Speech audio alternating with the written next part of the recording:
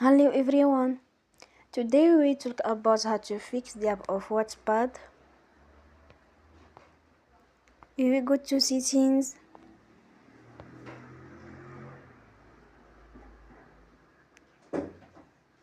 Then we click on apps.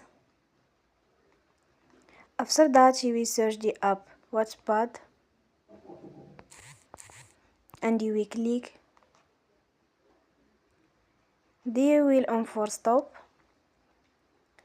After that you will go to storage. Then we click on clear cache.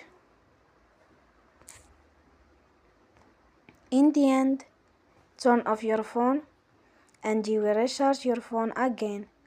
Don't forget to support us by like and subscribe. See you next time and thank you for watching.